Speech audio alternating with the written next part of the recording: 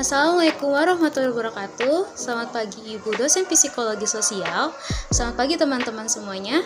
Gimana nih kabarnya? Semoga kalian semua sehat selalu ya.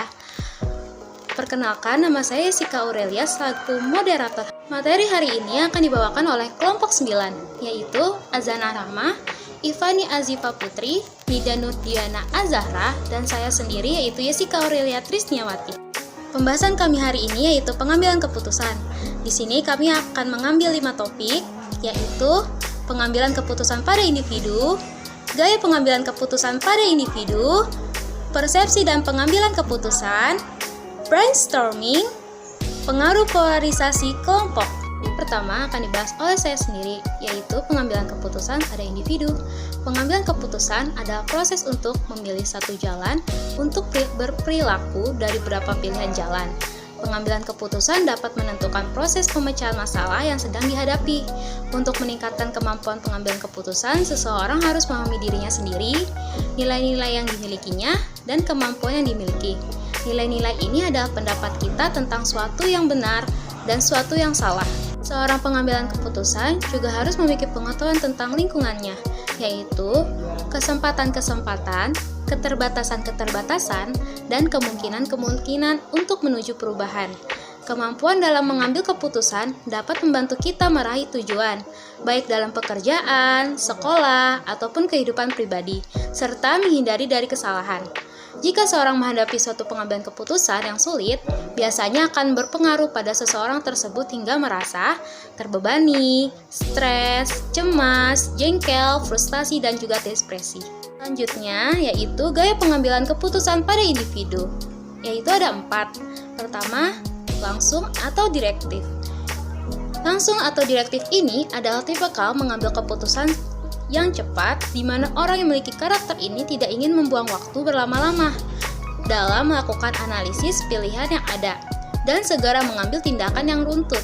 Yang kedua yaitu analitis atau analitis.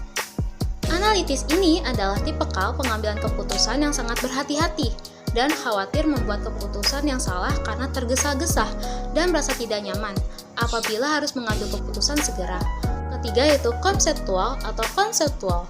Konseptual ini adalah tipikal mengambil keputusan yang terbuka dengan cara-cara baru dan berani menghadapi resiko, memiliki visi untuk mengambil keputusan jangka panjang, tetapi kurang cepat dalam menentukan rencana tindakan jangka pendek yang harus segera diterapkan. Yang keempat yaitu perilaku atau behaviors. Perilaku ini adalah tipikal mengambil keputusan, mempedulikan dampaknya terhadap orang lain.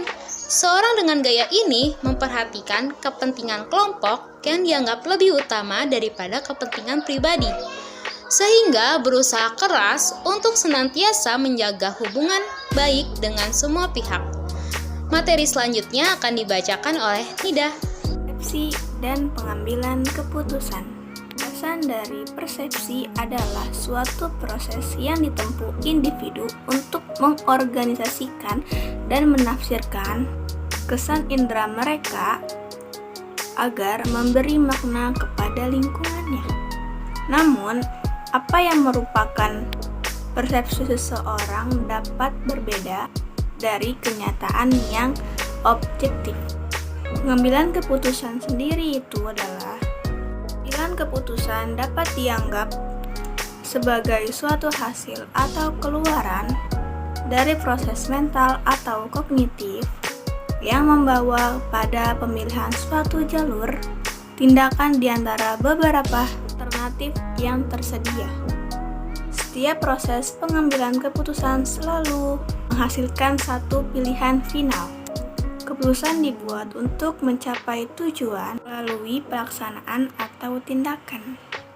Hubungan persepsi dan pengambilan keputusan adalah individu mengambil keputusan dengan beberapa alternatif, tetapi cara individu mengambil keputusan dan kualitas pilihannya sangat dipengaruhi oleh persepsi mereka. Selanjutnya akan dibacakan oleh Ivani. Baik, terima kasih. Materi selanjutnya akan saya bahas adalah metode brainstorming. Metode brainstorming biasa kita kenal dengan metode sumbang saran ataupun curah pendapat.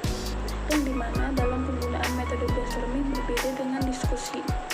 Jikalau di diskusi, pendapat ataupun gagasan dari seseorang dapat ditanggapi dalam artian dapat didukung, dilengkapi, dikurangi, ataupun tidak disepakati. Namun dalam penggunaan metode brainstorming itu sendiri, pendapat dari seseorang tidak dapat ditanggapi.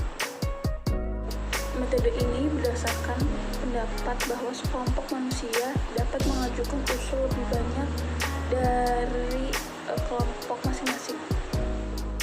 Dalam metode ini disajikan sebuah soal yang kemudian para pesertanya diajak untuk mengajukan ide apapun mengenai soal tersebut, yang tidak memedulikan seberapa aneh ide yang nantinya akan mereka sampaikan. Ide-ide yang aneh tersebut tidak dapat ditolak, namun dapat dievaluasi kembali. Selanjutnya adalah pengertian dari metode brainstorming. Metode brainstorming adalah suatu bentuk diskusi yang dimana pesertanya didorong untuk menyatakan pendapat, gagasan, ide, wawasan, pengetahuan, ataupun pengalaman terhadap suatu masalah tanpa adanya campur tangan ataupun penilaian dari peserta lain. Tujuan dari brainstorming itu sendiri adalah menguras habis apa yang dipikirkan pesertanya mengenai suatu masalah tersebut. Selanjutnya adalah kelebihan atau keunggulan metode brainstorming sebagai berikut. Yang pertama, anak-anak aktif berpikir untuk menyatakan pendapat. Yang kedua, melatih siswa berpikir dengan cepat dan tersusun logis. Yang ketiga, meningkatkan partisipasi siswa dalam menerima pelajaran. Yang keempat, siswa yang kurang aktif akan mendapat bantuan dari temannya yang pandai ataupun mendapat bantuan dari guru. Yang kelima, terjadinya persaingan yang sehat. Yang keenam, anak merasa bebas dan gembira. Yang ketujuh, suasana demokrasi dan disiplin dapat ditumbuhkan. Berikut ini kekurangan ataupun kelebihan metode brainstorming sebagai berikut. Yang pertama, guru kurang memberi waktu yang cukup kepada siswa untuk berpikir dengan baik. Yang kedua, anak yang kurang pandai akan tertinggal. Ketiga, guru hanya menampung pendapat, tidak pernah merumuskan kesimpulan. Terakhir, masalah bisa berkembang ke arah yang tidak dapat diharapkan. Sekian dari presentasi yang dapat saya sampaikan. Selanjutnya, presentasi akan disampaikan oleh teman saya yang bernama Azana Rahma. Selanjutnya, saya akan membacakan mengenai pengaruh polarisasi kelompok. Arti dari kata polarisasi kelompok adalah suatu proses, perbuatan, cara menyinari, penyinaran, dan juga magnetisasi pembagian atas dua bagian yang biasanya sering kita sebut sebagai pembagian kelompok.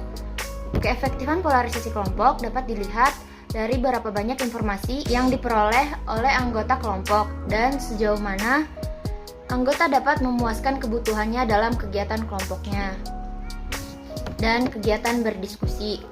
Dapat dikatakan, polarisasi kelompok adalah gejala mengumpulnya pendapat kelompok menjadi satu pada suatu pandangan tertentu. Hasil polarisasi kelompok biasanya berasal dari dua mekanisme, yaitu sosial perbandingan dan informasi pengaruh. Terakhir, ada mengenai fenomena polarisasi kelompok atau group polarization phenomenon, yang merupakan kecenderungan kelompok yang menyebabkan orang lain mengubah keputusan mereka dan sudut pandang mereka, baik ke arah yang lebih teliti ataupun ke arah yang lebih berisiko. Sekian dari kelompok kami, kurang lebihnya kami mohon maaf. Terima kasih. Assalamualaikum warahmatullahi wabarakatuh.